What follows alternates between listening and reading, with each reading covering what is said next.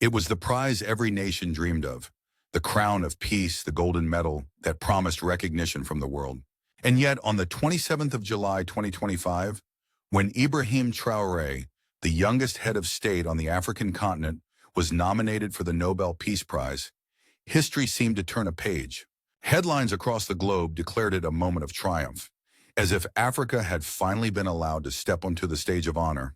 But 3 days later, that page was torn apart. With words that crack like thunder, Traoré rejected the nomination outright. He called the Nobel not a gift of peace, but a political trap, a velvet chain woven by the G7 to bind Africa once more. The shock was immediate. Was this the boldest stand for sovereignty in decades, or a gamble too great for a young nation to bear? Stay with us. This is not just a headline, it is a turning point. Subscribe, remain with the story, and walk with us through what may become one of the most defining moments of the century. On the 27th of July 2025, a date that many believed would etch itself into the chronicles of Africa's pride, the announcement came. Ibrahim Traoré, the captain turned president of Burkina Faso, was nominated for the Nobel Peace Prize. At just 36 years old, he was celebrated as the youngest head of state on the continent, and commentators rushed to compare him with Mandela, Gandhi, and other towering figures of resistance. To a continent often dismissed as a place of conflict and poverty, the nomination seemed like recognition at last, a symbolic crown upon the brow of a nation long overlooked. For 3 days, jubilation filled the airwaves. Front pages in Lagos, Nairobi, Johannesburg, and Dakar carried his image. In Europe and North America, leaders praised the nomination as proof that Africa was maturing. The Nobel Committee remained silent, but its choice was clear. A young revolutionary turned head of state, whose bold defiance against colonial legacies had made him the subject of admiration across the global South. To many, it looked like history was finally bending toward justice. But beneath the surface of celebration lay a deeper unease.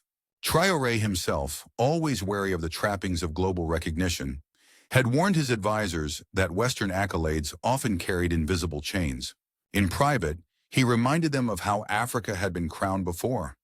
With debt, with conditional aid, with treaties signed in gilded halls but written in the ink of dependency. The Nobel, he argued, might look like a crown, but crowns can also be shackles. The turning point came swiftly. On the 30th of July, a letter left Ouagadougou bound for Oslo. Its words were sharp, unflinching, and historic. The Nobel Peace Prize, it declared, was not an emblem of peace, but a political tool. A velvet chain designed by the G7 to pacify and control leaders of the global South. In one stroke, Traoré shattered the illusion that the Nobel was a neutral symbol. Instead, he painted it as an instrument of soft power, crafted to legitimize those who aligned with the West and to discredit those who resisted. The implications were staggering.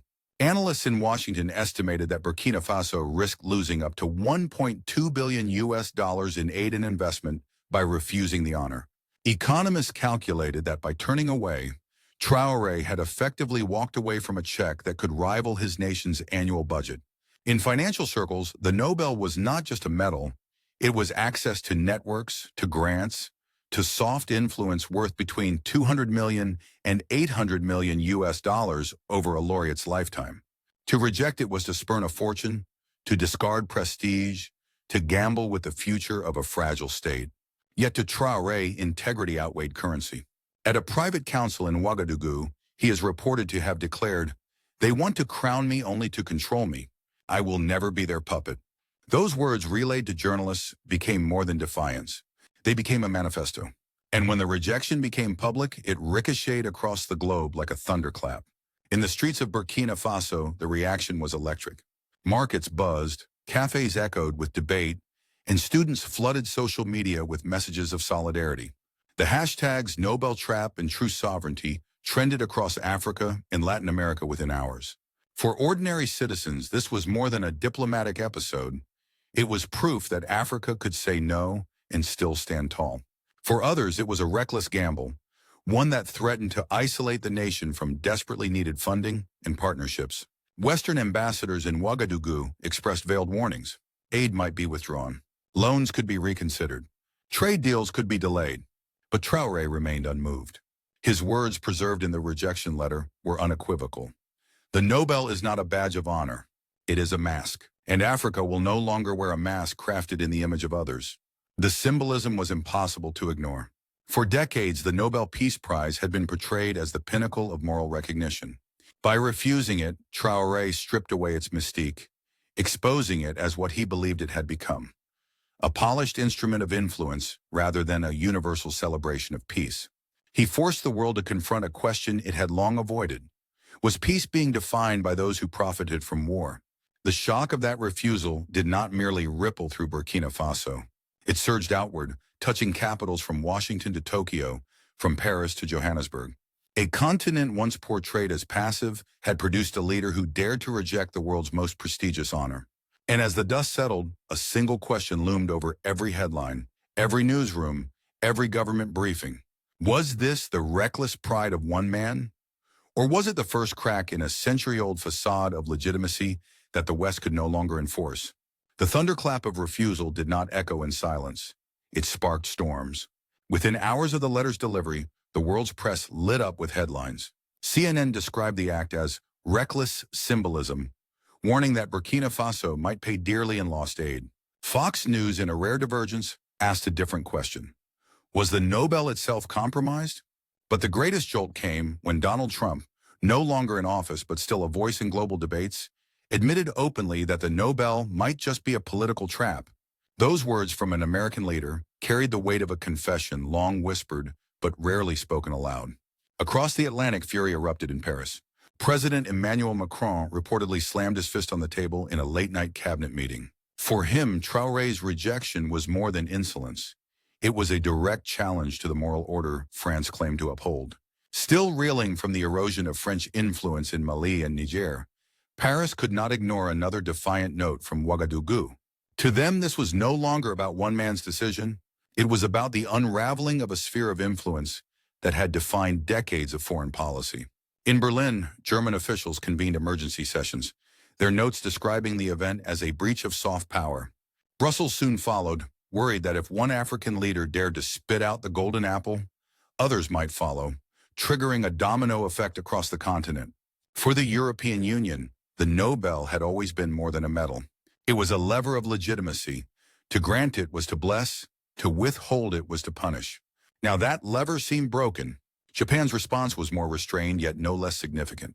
In a statement from Tokyo, officials described the refusal as evidence of eroding trust in the international system. Unlike Washington or Paris, they did not call it reckless or insulting. Instead, they diagnosed it as a symptom, a warning that global governance itself was losing credibility. For a nation that had invested over $30 billion in African development aid, this shift in trust signaled a dangerous turning tide. Meanwhile, in Africa, the atmosphere was electric. Students in Lagos painted murals declaring dignity is priceless. In Nairobi, poets filled theaters with verses of sovereignty and defiance. Johannesburg's musicians released singles celebrating the decision as a drumbeat of awakening. In Bamako, professors described it as the rejection of golden handcuffs, a phrase that spread across campuses like wildfire.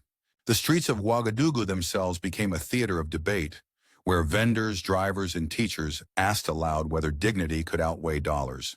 Digital spaces exploded with equal intensity. Hashtags like Nobel Trap, True Sovereignty, and Spirit of Traore climbed to the top of global trends. On TikTok, clips of Traoré's speech rejecting the prize amassed 40 million views within 48 hours and 70 million within 72.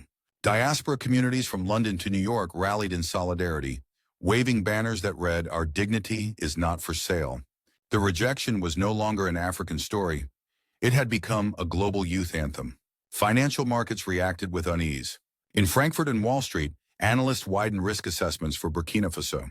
Credit default swap spreads jumped, signaling rising fears among investors. Yet paradoxically, commodity markets told a different tale. Gold exports from Burkina Faso surged in futures contracts, as traders speculated that African nations might begin bypassing traditional Western frameworks. Some even whispered of ruble or yuan-denominated gold deals. Could a single act of refusal really begin to shift the flow of billions in commodities, even challenge the dollar's dominance? Beyond the numbers, the symbolism was more devastating to Western institutions than any balance sheet could show. The Nobel, once untouchable, had been stripped of its aura. By rejecting it, Traoré forced the world to ask a question that few dared voice. Was peace truly universal, or was it selectively granted to those who bowed?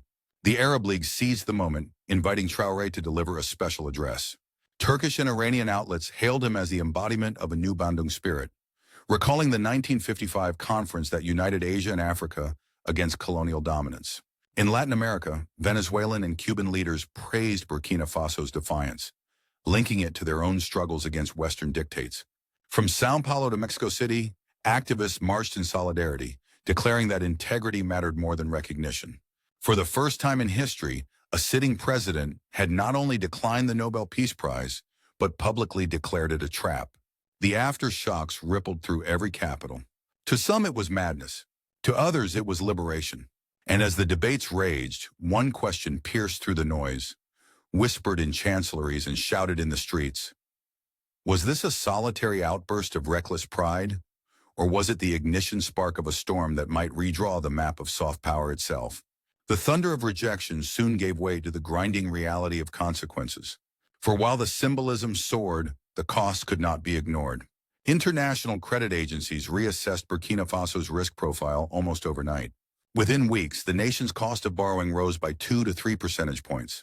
On a loan portfolio of $5 billion that translated into an additional 100 to 150 million each year in interest payments.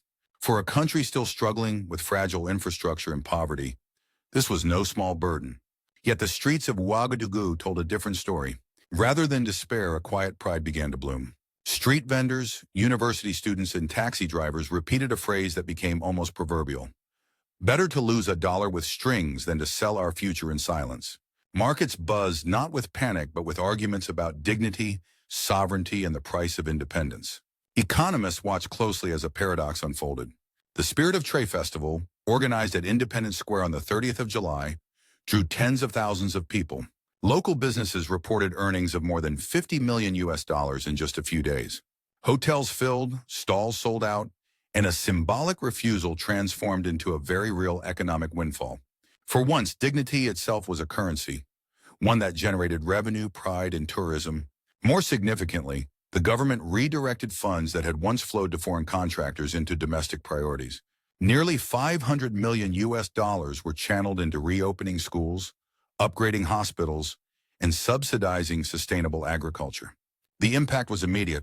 Within a year, almost 200,000 new students enrolled in classrooms once closed by conflict and neglect.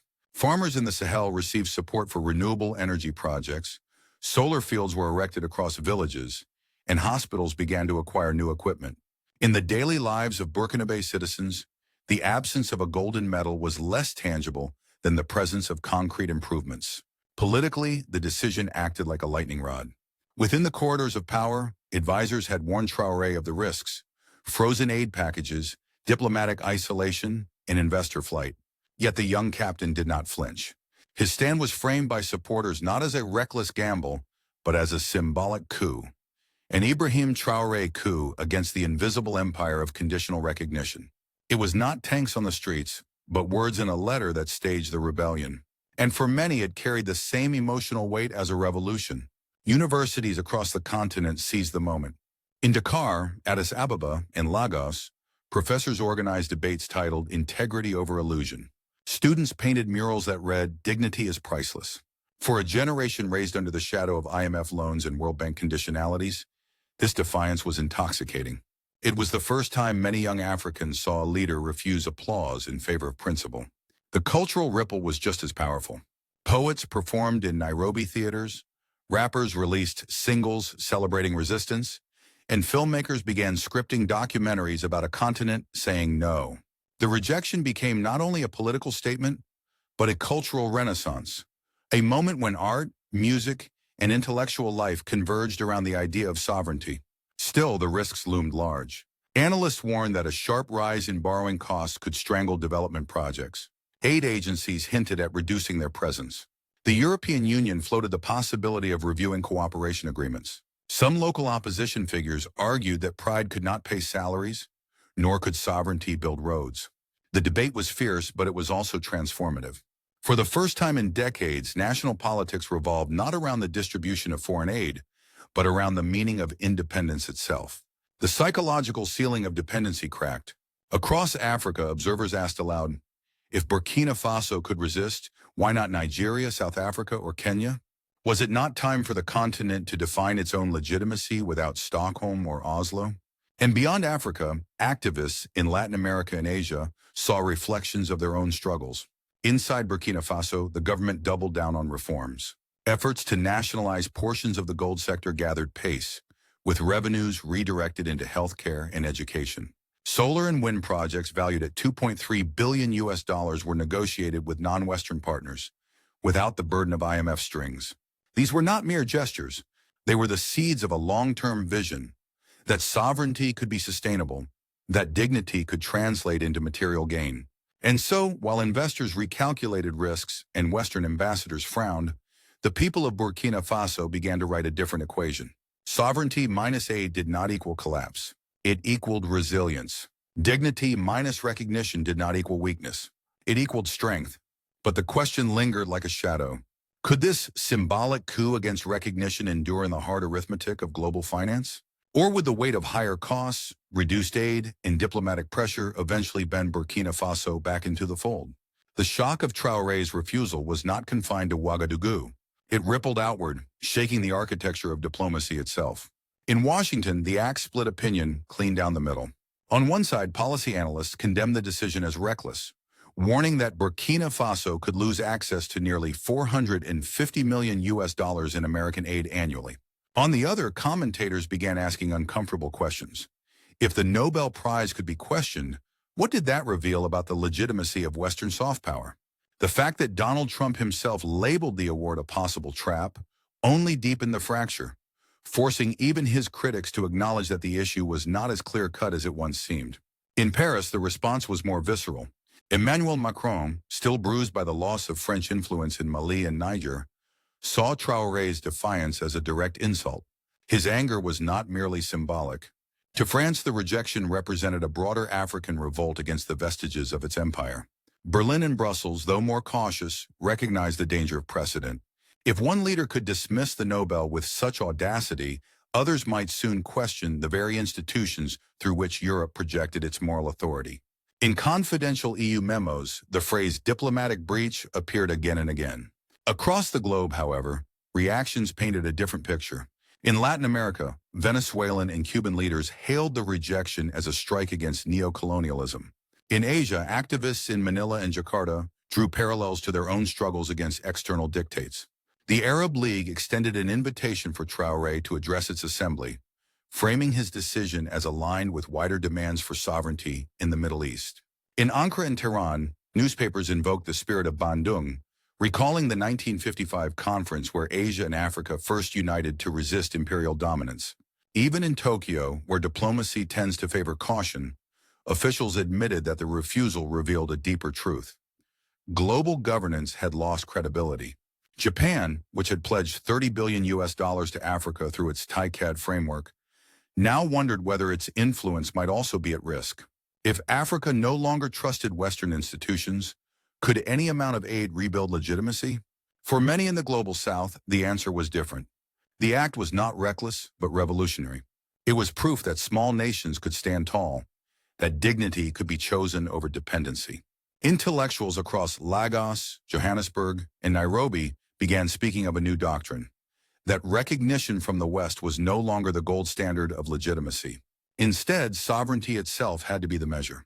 In this way, commentators increasingly described the refusal not as an isolated act, but as the spark of a Burkina Faso revolution, one not fought with rifles or barricades, but with the audacity to say no. It was a revolt against the velvet chains of soft power, a rejection of symbols that concealed dependency. And while the Nobel Committee remained silent in Oslo, the silence itself spoke volumes. Yet even as voices of solidarity rose, diplomats in the West asked the question they feared most. If one African leader could reject the Nobel, what else might follow? Loans, trade agreements, even the very framework of international legitimacy. Could they too be cast aside? The world had seen coups of arms and coups of state, but was this the beginning of a coup of ideas? One that could redraw the balance of global power? The dust of rejection had not yet settled when Burkina Faso began charting its path forward. In the weeks that followed, the question was no longer whether Traoré's defiance had shaken the world. It was what came next. For the young nation, sovereignty was no longer a slogan. It had to be built into policies, institutions, and livelihoods. The first steps were pragmatic. Revenues from nationalized gold mines were redirected into education and healthcare. Solar and wind projects worth more than 2.3 billion US dollars were negotiated with non-Western partners, aiming to bring electricity to villages that had lived in darkness for generations. Diaspora remittances surged, crossing 3 billion US dollars in 2025, a 40% increase from the year before. To some, it appeared as though the act of rejection itself had become a magnet for new partnerships, trade, and solidarity. Beyond the borders of Burkina Faso, the symbolic weight of the decision began to transform into regional ambition. Discussions within the African Union gained momentum around the idea of an African Monetary Fund, a financial institution that could reduce dependence on the IMF and World Bank. Economists in Lagos and Johannesburg proposed new cross-continental indices free from Western rating agencies. What once seemed like distant aspirations now felt within reach. Still, the risks remained formidable. Western credit agencies maintained a harsher outlook, keeping borrowing costs high. Aid packages worth billions were quietly reconsidered. European diplomats spoke of strained cooperation, hinting that trade deals could face hidden obstacles. For Burkina Faso, resilience would mean weathering storms that might last for years, if not decades. And yet, the people seemed ready. In Ouagadougou, murals declared, "Dignity is our currency." In Lagos, rappers rapped of sovereignty as freedom's rhythm. In Addis Ababa, scholars debated whether Africa could finally define peace on its own terms. Across campuses and marketplaces, a generation that had grown up under the shadow of dependency began to speak of something different: self-reliance, pride, and possibility. The future was not guaranteed. For every opportunity, there was a risk. A surge in gold exports could bring prosperity, but also new pressures from global markets. A rise in regional solidarity could strengthen Africa, but also provoke harsher pushback from the G7. A pivot to new partners might unlock investment, but could also create new dependencies if not carefully managed. Still, one truth was undeniable. By turning down the Nobel, Burkina Faso had turned toward itself. It had begun to write a future where dignity was not negotiable, where sovereignty was not conditional, where independence was not a relic of the past but a project of the present. But the world was still watching. Would this act of defiance remain a solitary spark? Or would it ignite into a blaze that redefined Africa's place in the 21st century?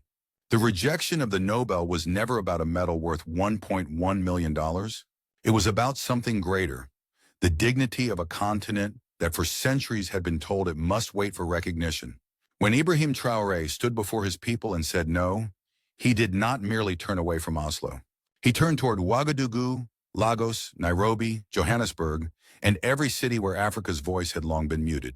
He declared in word and in deed that sovereignty could no longer be bought with applause. This defiance has already been called reckless pride, bold courage, even madness. But in truth, it was a mirror. It forced the world to confront its own contradictions. That the same capitals which speak of peace often profit from war, that the same committees which grant legitimacy often deny justice. In refusing the velvet chains of the Nobel, Traoré shattered more than a tradition. He shattered the illusion that Africa's future must be defined elsewhere. And so, the story becomes larger than one leader. It becomes the story of whether a symbolic act can spark a transformation. Across universities, music halls, and marketplaces, people whisper of a new dawn. That perhaps this was not only a refusal, but the first draft of a doctrine. A doctrine that sovereignty is not negotiable, that dignity is priceless, that independence is not history but destiny. To many, it felt like an Ibrahim Traoré coup, not of weapons but of ideas. A coup that exposed the fragility of global soft power and reminded the world that legitimacy cannot be outsourced. To others, it looked like the seed of a Burkina Faso revolution, a reminder that a small landlocked nation could still shake the conscience of the globe. Whether seen as coup or revolution, the meaning was the same. Africa was reclaiming its voice. And so the question lingers: will this remain a fleeting moment, a headline soon forgotten? Or will the act of defiance ripple outward, inspiring nations from the Sahel to the Andes, from Manila to Mexico City? If one leader can reject a medal, what else might others reject? debts, dictates, or the silence imposed by fear. The final word belongs not to Oslo but to the people. For in their hands lies the harvest of sovereignty, planted by a refusal that may outlast any metal. And in their voices echoes the truth that will define this century. Africa no longer waits to be crowned. It stands, it speaks, it claims its future. This was not the end of a prize. It was the beginning of a project. The project of freedom, the project of dignity, the project of justice. The true legacy of the Ibrahim Traoré coup will not be counted in dollars lost, but in generations awakened.